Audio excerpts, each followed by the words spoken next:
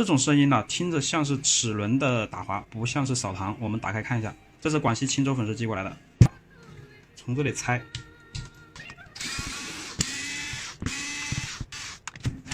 好，这里故障已经找到了，这个大的齿轮是破掉了，这个地方已经破了好几个齿，我们把它拆下来。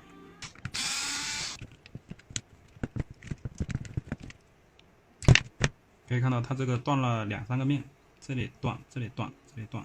转子的输出齿有一点点花，但是呢是好的。它这个气缸也是破的，小锤的胶圈磨损，没有阻力，小锤胶圈也要换。好的，朋友们，这个齿轮我们就已经装好了，这个是原来的，破了，所以这个就没有用了。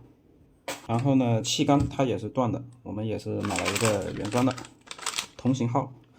这个呢是小锤的皮圈，皮圈磨损大或者是缺油就会造成冲击无力，就是打电锤的时候没有力气，换这个皮圈或者说加油就可以。这些东西我们也全部都擦干净了，包括这里面的一些个碎屑已经全部清理干净。我们现在呢就开始组装。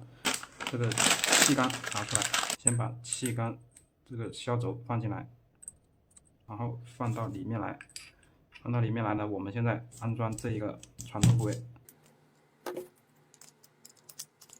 这样就可以了。把原来的皮圈取下来，拿出新的皮圈，打上一点油，在内侧打上一点油，装进去。小锤这里给它抹上环油，这个环油呢，在气缸里面不能抹多了，如果抹多了呢，也会冲击无力。那么抹到什么程度才是可以的呢？这里也给它筒壁上面也抹上一点，然后我们把它放下去。怎样才叫可以？就是我们用力摁，我们摁它呢，它会回弹。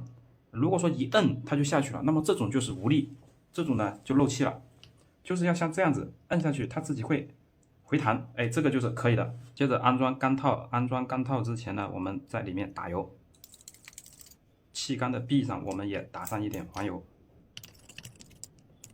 把它直接这样插进来，这样子就可以了，直接这样子对插，好，把它放好。接着有一个很关键的部位啊，就是调档的这个位置啊，它是调档的东西是卡这一圈的，这个底下有个这个旋转的调档位的。我们这里呢可能视频看不清楚，要在这个位置看到它是有一个张开的那个东西，我们把它放好，这个推上来。好，我们现在拨动这个旋钮，哎，它这个地方能够跟着动。哎，这个就没有问题了，就卡上了，就说明我们的档位可以正常的切换。开始打油保养，所有的齿轮的位置我们给它打上环油，这个要多多的打。这个里面，凡是看见齿轮的地方，全部抹上环油，边打边旋转这个转子的扇叶，让它转起来。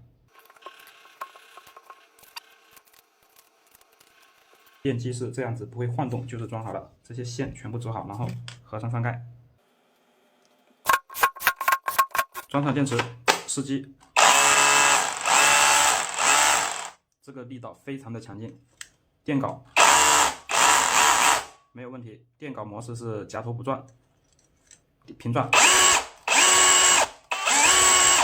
好，这个电锤呢就已经是修复完成，没有问题了。感谢大家观看，感谢钦州粉丝支持。